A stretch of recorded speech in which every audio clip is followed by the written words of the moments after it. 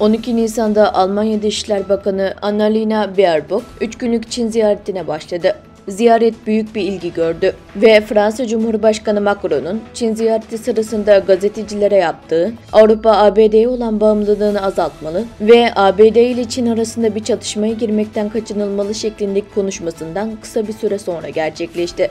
Ancak Almanya Dışişler Bakanı Annalena Baerbock, Çin'e yaptığı ziyarette Tayvan konusunda Çin'i sert bir şekilde uyarmakla kalmamakla beraber Macron'un aksine insan hakları konularına değindi.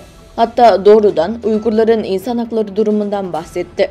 Alman haber ağının haberine göre Annalena, Çin ziyaretinin ikinci günü olan 14 Nisan'da Çin Dışişler Bakanı Qin Gang ile düzenlediği basın toplantısında Çin'in insan hakları sicilinin zayıfladığını anlattı. Bunun Uygurlar için ne anlama geldiği İnsan Hakları Yüksek Komiserliği'nin raporunda açıkça yazılmıştır. Annelena'nın sözleri Çin Dışişler Bakanı Qin Gang tarafından yalanlandı.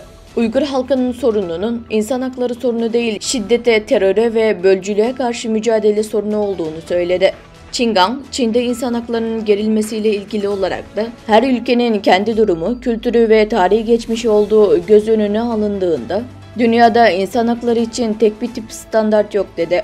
Ancak Almanya Dışişler Bakanı Baerbock, dünyada insan hakları konusunda ortak standartlar olduğunu söyleyerek bunu yalanladı ve kendisine BM şartını ve BM İnsan Hakları Sözleşmesi'ni hatırlatarak bu sözleşmeleri BM'e üye devletlerin imzaladığını vurguladı.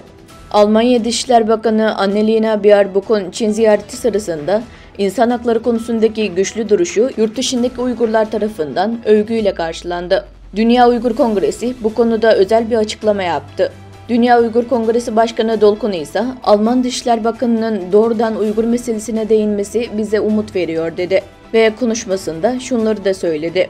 Baerbock'un Uygur meselesinden bahsetmesi bizi cesaretlendiriyor. Çünkü daha geçen hafta Fransa Cumhurbaşkanı Macron insani meseleyi tamamen görmezden gelerek Çin'e yalvararak Çin'e gitti. Bu bizim için çok hayal kırıklığı yaratıyor. Ancak önemli bir AB üyesi ülke olan Almanya'nın Çin'e açık olması çok önemli. Bu Çin hükümetinin Uygur meselesini görmezden gelmeyeceği ve insan haklarının değerinde ısrar eden ülkelerin Çin'e baskı yapmaya devam edeceği anlamına geliyor.